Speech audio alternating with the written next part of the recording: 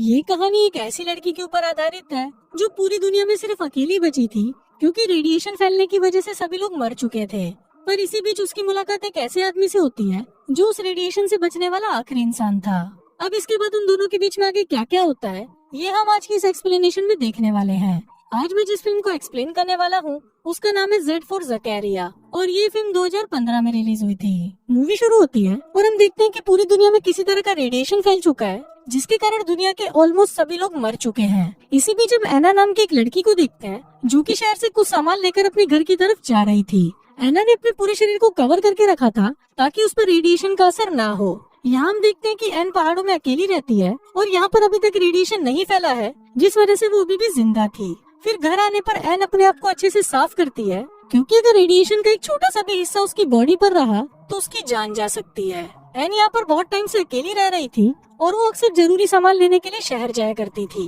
फिर एक दिन जब वो अपने कुत्ते के साथ कहीं जा रही होती है तभी उसे वहाँ पर एक आदमी दिखाई देता है जो अपनी वैन को खींचता हुआ कहीं जा रहा था। उस आदमी का नाम लूमिस होता है और उसने रेडिएशन से बचने के लिए एक सूट पहना हुआ था। फिर लूमिस जब उस सूट को उतारता है तो उसे बहुत ज्यादा अच्छा लगता है क्योंकि उसे अभी एक ऐसी जगह मिल गई थी जहाँ पर रेडिएशन अभी तक फैला नहीं था। इसके बाद लूमिस एक झरने में जाकर नहाने लगता है पर तभी वहाँ पर एन आ जाती है और वो तुरंत लूमिस को बाहर निकलने के लिए बोलती है क्योंकि उस पानी में रेडिएशन फैला हुआ था। अब लूमिस को जैसे ही इसके बारे में पता चलता है तो वो तुरंत बाहर आ जाता है पर तब तक लूमिस इन्फेक्टेड हो चुका था और उसे उल्टियाँ होना शुरू हो जाती हैं। अब लूमिस बहुत ही मुश्किल से अपनी वैन के पास आता है और एक इंजेक्शन लगाने की कोशिश करता है पर अब क्योंकि उसकी हालत बहुत ज्यादा खराब हो चुकी थी इसलिए वो उस इंजेक्शन को लगा नहीं पा रहा था। फिर लूमिस एन को उसे इंजेक्शन लगाने के लिए बोलता है और एन उसे इंजेक्शन लगा देती है। अब क्योंकि लूमिस काफी ज्यादा बीमार हो चुका था इसलिए एन उसे अपने घर ले आती है और उसकी देखभाल करने लगती है। एन गॉड से प्रार्थना भी करती है कि लूमिस को कुछ ना हो क्योंकि वो यहाँ पर बहुत टाइम से अकेली रह रही थी और अब वो फिर से अकेली नहीं होना चाहती थी। अब इसके कुछ दिनों बाद लूमिस की कंडीशन बेटर होने लगती है और फिर एक दिन जब वो दोनों आपस में बातें कर रहे होते हैं तभी लूमिस एना को बताता है कि ये जगह पूरी तरह पहाड़ों से घिरी हुई है इसलिए यहाँ पर अभी तक रेडिएशन नहीं पहुँचा। अब ये सुनकर एना उसे बोलती है कि ये जगह गॉड ने हमारे लिए बनाई है ताकि हम यहाँ पर जिंदा रह सकें। एन लूमिस को ये भी बताती है कि उसके फादर और भाई बाकी बचे हुए जिंदा लोगों को ढूंढने गए थे पर आज तक वो वापस नहीं आए। फिर अगले दिन जब एन खेत में काम कर रही थी तब लूमिस उसके पास आता है और उसे बोलता है कि तुम्हें ट्रैक्टर का इस्तेमाल करना चाहिए पर इस पर एन उसे बोलती है कि इसमें पेट्रोल नहीं है और पेट्रोल पंप बिजली से चलता है जो काफी सालों से यहाँ पर नहीं आई। पर इस पर लूमिस उसे बताता है कि हम बिना बिजली के भी पेट्रोल पंप से पेट्रोल निकाल सकते हैं और फिर जब एन उसके इस तरीके को ट्राई करती है तो वो पंप से पेट्रोल निकालने में कामयाब रहती है। फिर रात को जब वो दोनों डिनर कर रहे होते हैं तो एन के पूछने पर लूमिस उसे बताता है कि वो अपने बाकी सर्वाइवर दोस्तों के साथ सरकार के दिए हुए बंकर में रह रहा था लेकिन उसे वहाँ पर कुछ अच्छा नहीं लग रहा था इसलिए वो वहाँ से निकल गया। लूमिस बोलता है कि उसे इतना तो विश्वास था कि दुनिया में कोई ना कोई ऐसी जगह तो जरूर होगी जहाँ पर रेडिएशन नहीं पहुँचा और फाइनली उसे ये जगह मिल चुकी है।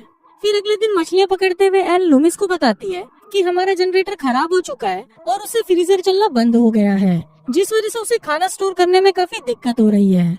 फिर जब लूमिस को पता चलता है कि एन के पास जनरेटर है तो वो उसे ठीक करने की कोशिश करने लगता है पर बहुत कोशिशों के बाद भी लूमिस उसे ठीक नहीं कर पाता। पर तभी उसे एक आइडिया आता है और वो एन को बोलता है कि हम झरने के पानी की मदद से बिजली पैदा कर सकते हैं पर इसके लिए उनको एक लकड़ी के बड़े पहिए की जरूरत पड़ेगी। फिर पहिया बनाने के लिए लूमिस चर्च को तोड़ने का डिसाइड करता है पर एन उसे मना कर देती है क्योंकि ये चर्च उसके परिवार की आखिरी निशानी थी और इसे उसके फादर ने बनाया था।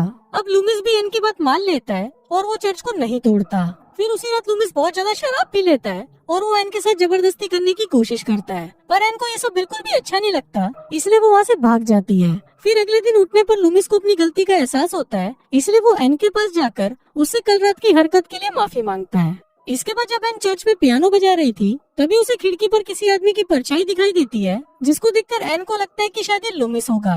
पर जब एन उससे इस बारे में पूछती है तो लूमिस उसे मना कर देता है और बोलता है कि मुझे नहीं पता कि वो कौन है।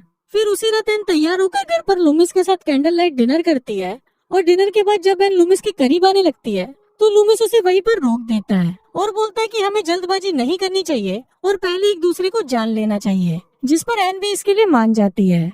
फिर अगले दिन एन लूमिस के पास आती है और वो उसे चर्च तोड़कर पहिया बनाने के लिए हाँ बोल देती है पर इस बार लूमिस उसे मना कर देता है और बोलता है कि हम कोई दूसरा तरीका ढूंढ लेंगे। फिर कुछ देर बाद एन को सेलेब नाम का एक और आदमी मिलता है और वो उसे अपने घर ले आती है। पर लूमिस को सेलेब का यहाँ आना पसंद नहीं आता, इसलिए वो उसे यहाँ से जाने के लिए बोलता है। इसके बाद लूमिस जब सेलेब का रेडिएशन लेवल चेक करता है तब उसे पता चलता है कि सेलेब के अंदर थोड़ा बहुत रेडिएशन है, जिस वजह से लूमिस उसे बाहर ही रुकने के लिए बोलता है। पर ये सब एन को बिल्कुल भी अच्छा नहीं लगता, इसलिए वो लूमिस को बोलते हैं कि हमें उसे घर के अंदर ले लेना चाहिए, क्योंकि वो पूरी रात बाहर नहीं रह पाएगा।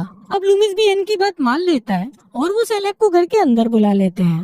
फिर इसके बाद जब वो तीनों साथ में खाना खा रहे होते हैं तो लूमिस उनको अपनी एक कहानी बताता है कि एक बार जब वो पानी लेकर वापस अपनी वैन में आया तो वहाँ पर वो एक लड़की को देखता है जो रेडिएशन से तड़प रहा था।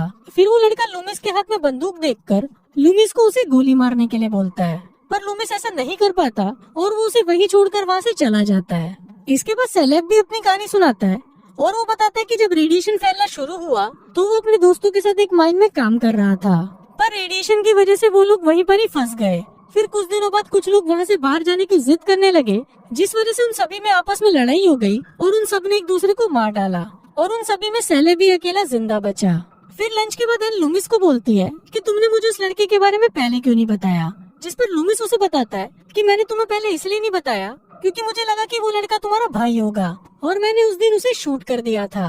अब ये सुनने के बाद एन लूमिस को कुछ नहीं बोलती, क्योंकि उसे भी पता था कि रेडिएशन की वजह से उसका छोटा भाई वैसे भी बचने नहीं वाला था। फिर जब अगले दिन लूमिस और सेलेब जंगल में शिकार कर रहे होते हैं तब लूमिस सेलेब को पानी से बिजली पैदा करने के बारे में बताता है और ये आइडिया सेलेब को भी बहुत अच्छा लगता है। फिर अगले दिन वो तीनों मिलकर चर्च को तोड़ने लगते हैं, पर तभी सेलेब एन को उसके साथ वॉक पर चलने के लिए बोलता है। फिर जब वो दोनों बातें कर रहे होते हैं तब सेलेब एन को लूमिस के खिलाफ भड़काने की कोशिश करता है और बोलता है कि लूमिस भगवान में नहीं मानता, इसलिए उसने तुम्हारे चर्च को तोड़ने के लिए बोला। पर इस पर एन उसे बोलती है कि भले ही लूमिस भगवान को नहीं मानता पर वो ये सब हमारी मदद करने के लिए कर रहा है। इसके बाद जब वो दोनों साथ में वापस आ रहे होते हैं तो लूमिस उन्हें वहाँ पर देख लेता है और उन्हें साथ देखकर लूमिस को बहुत जलन होने लगती है। फिर रात को लूमिस एन को बुलाकर बोलता है कि अगर तुम सेलेब को पसंद करने लगी हो तो मुझे इस बात से कोई भी प्रॉब्लम नहीं है और तुम दोनों एक साथ रह सकते हो। पर ये बात सुनकर एन को बहुत बुरा लगता है और वो गुस्से में वहाँ से चली जाती है। फिर अगले दिन से हम देखते हैं कि एन और लूमिस में बातें होना भी बहुत कम हो जाती हैं। दूसरी तरफ वो पहिया बनकर भी तैयार हो जाता है, इसलिए इस खुशी में वो तीनों रात को पार्टी करते हैं।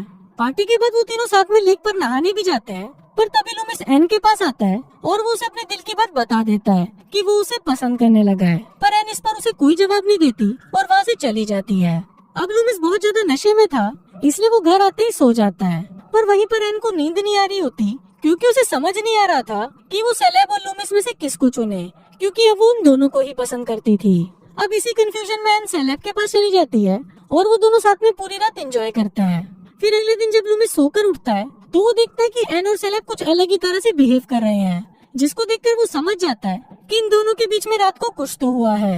इसके बाद लूमिस और सेलेब पहिए को फिट करने के लिए झरने के पास जाते हैं और पहिया काम करना भी शुरू कर देता है।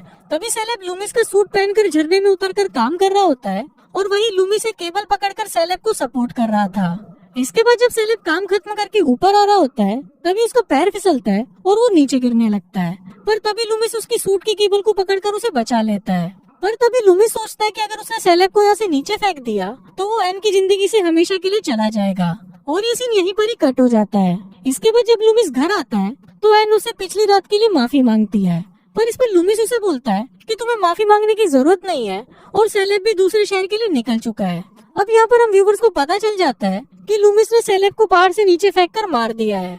फिर इसके बाद लूमिस जनरेटर चालू करता है जिससे पूरे घर में बिजली आ जाती है। फिर इसके बाद जब एन पियानो बजा रही होती है तो लूमिस वहाँ पर आता है और उसके पास आकर बैठ जाता है और इसी के साथ ही ये फिल्म यहीं खत्म हो जाती है।